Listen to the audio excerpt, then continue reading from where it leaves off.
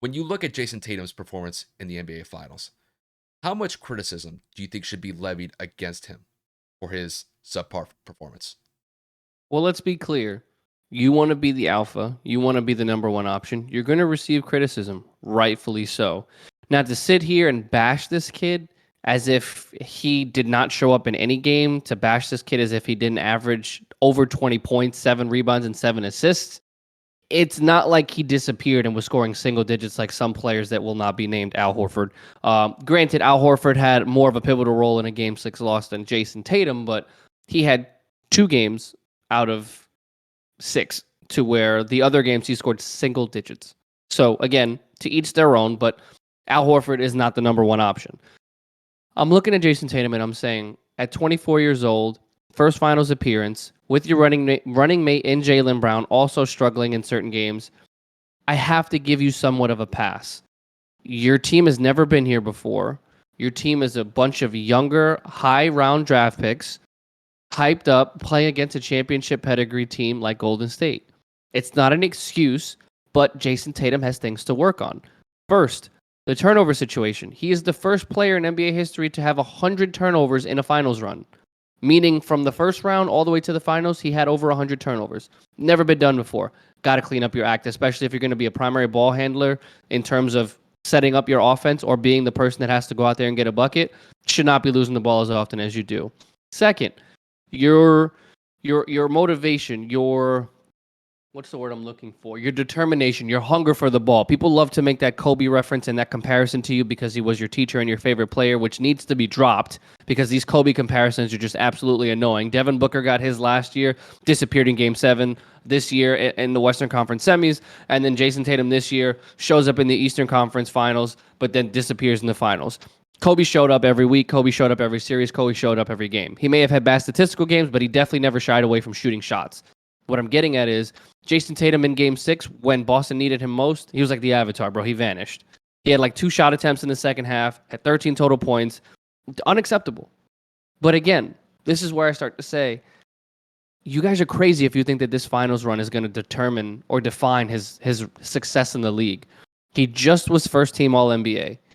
He is the best player on the Boston Celtics. I understand that Jaylen Brown is also right there and probably is a little bit of a better defender and a little bit more consistent in the fourth quarter when it matters. But in terms of an overall player to go and get you somewhere, I'm still taking Jayson Tatum. He has a long road ahead of him in terms of how long he's going to be in the career. He's going to be in the NBA for the next 10 to 15 years. This is his first finals appearance. Not everybody pops off right away. Not everybody wins their first finals appearance in their 20s. I mean, look, for God's sakes, Dirk Nowitzki didn't win till he was in his 30s. Jason Kidd didn't win till he was almost out of the league, and so on and so forth. There's plenty of players that win later in their careers, and that's fine. But for people to be scrutinizing him to say that the finals is all his fault, there were games where people had single-digit points, like I said, Marcus Smart, Al Horford. There were times where Jaylen Brown had completely inefficient, non-existent games, 5 of 18, 5 of 19 in other games. There were plenty of times where you look at the situation where Robert Williams was not even getting rebounds against Draymond Green, so you could talk about that. Where was the league's best defense when Steph was dropping 30-some-odd points a game? Inexperience. That's what I'm going to put this loss for the Boston Celtics as. I'm not looking at Jason and saying, this is all your fault. Did he shy away from some big moments? Absolutely.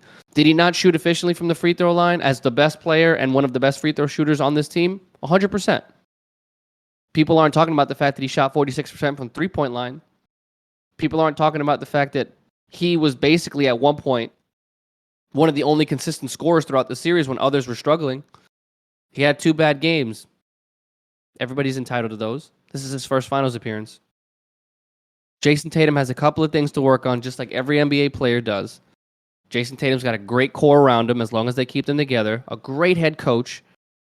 Brad Stevens in the executive office, so you know that he's going to be focused on either re-signing or replacing certain players to get this team back to where they need to be. And I think that Jayson deserves some slack, man. Again, I get it. You're supposed to be the star. You're supposed to be the guy. People have bad finals all the time, bro. LeBron James in his first finals appearance wasn't exactly ideal either. And that was, granted, with scrubs on his team. But in terms of his individual performance, he didn't do the greatest either. So I will say that Jayson Tatum is going to be back in the finals at some point in his career. And I think that he will change that mentality because you can see it in his face. This one stings, this one hurts. And I'm hoping that he will take this as fuel and propel him into another finals run at some point with Boston. I mean, Kevin, I'm with you 100% on this one. And, you know, I want to be careful the way that I phrase this. There definitely should be some criticism in Jayson Tatum's direction. The question is how much?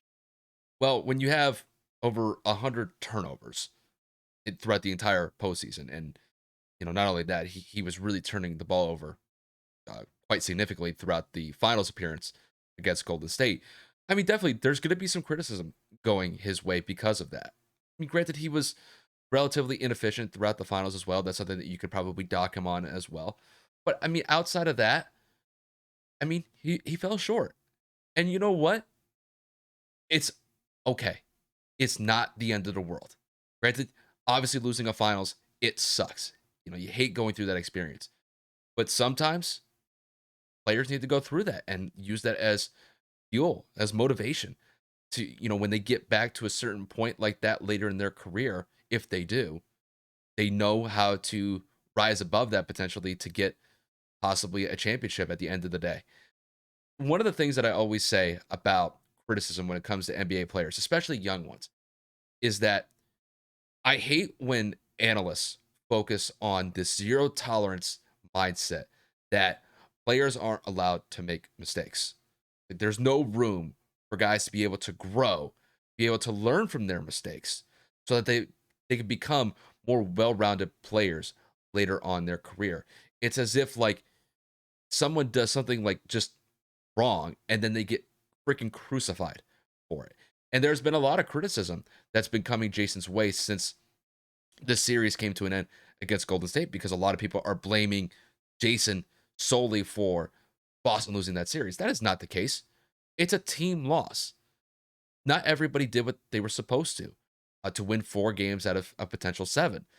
And when I look at Jayson specifically, Jayson's a great player. Did he fall short in this series? Yeah, he did. But it's not the end of the world. I could see a scenario within the next couple years where he uses this as fuel and Boston could end up in another final situation and they could potentially win a finals because of him, because of how gifted he is as an athlete and how skilled he is as an athlete.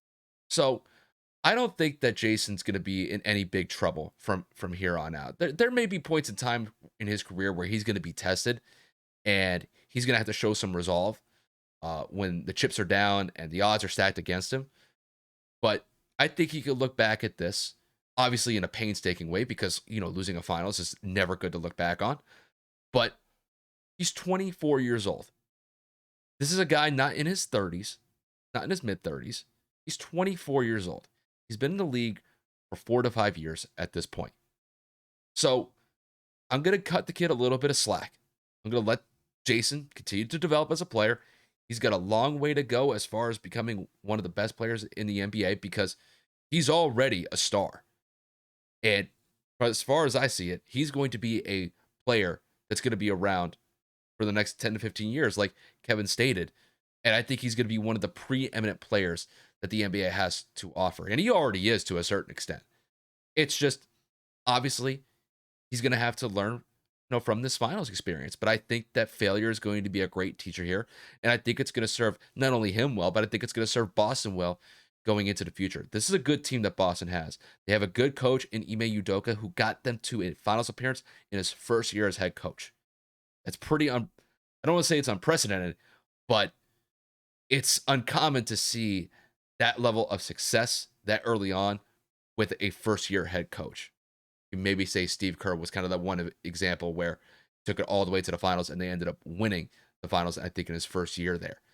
But overall, I'm not worried about Jayson. Jayson's going to be fine from this.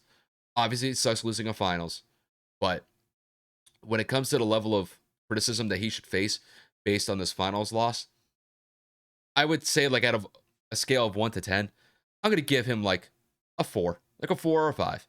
I'm not going to give him a 10 because that would be over criticizing him, and that's not fair. So, like I said, I'm going to allow him some space to learn from his mistakes. And I think that that's vital, especially for younger players. They need to go through experiences like this. Many players in the past have gone through it. Jayson's going through it right now. And yet, as time goes on, I think it will serve him well. So, you know, as far as I'm concerned, if Jayson were to ever hear this, hey, bro, just keep your head up. Obviously, it sucks losing, but you'll be back. Don't worry about it. Don't worry about the noise. Be fine.